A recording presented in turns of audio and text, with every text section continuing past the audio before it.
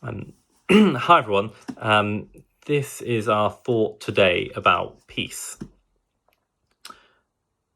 And yesterday on Facebook, as Christchurch, we posted that this is an odd week to be thinking about peace. And I wrote that we cannot stay silent and allow hate, prejudice, and racism to be normal. We can't. And that this is not an American problem, but racism is just as prevalent here in the UK. And that as Christchurch, we want to be actively anti-racist. We believe that is the right thing to do, and that we therefore need to educate ourselves and donate to Black organisations because we believe that Black Lives Matter. And that's not just because we're trying to be trendy and cool, but because I personally believe that that is at the heart of the gospel, and that God is always on the side of the oppressed, and that we cannot deny that there is a long history of oppression for the Black community, and we want to stand against that and work towards that no longer being a thing. And on Monday, the church remembered when Mary goes to visit her cousin Elizabeth, and Mary says these words which have become the Magnificat, and they say, "My soul proclaims the greatness of the Lord. My spirit rejoices in God my Saviour. He has looked with favour on his lowly servant. From this day all generations will call me blessed. The Almighty has done great things for me, and holy is his name.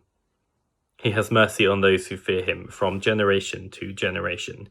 He has shown strength with his arm, and has scattered the proud in their conceit, casting down the mighty from their thrones, and lifting up the lowly. He has filled the hungry with good things, and sent the rich away empty.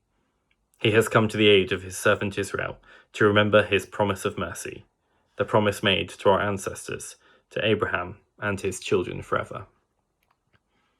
And when I hear these words, I do not see the kind of timid and scared young girl that sometimes Mary is portrayed as. But in these words, I see a strong activist who knows the God she believes in and what that God does and does not stand for.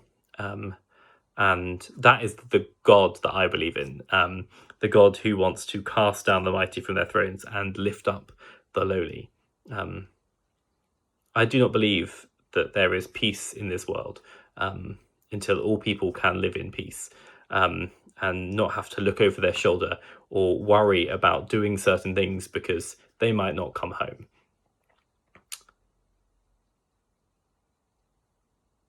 And I'm sorry if that is uncomfortable, but I think it's right that's uncomfortable. And I'm sorry if that makes us unpopular for saying these things and speaking out in this way.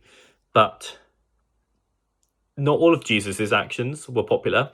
And in fact, that's who I believe we're called to be like and imitate.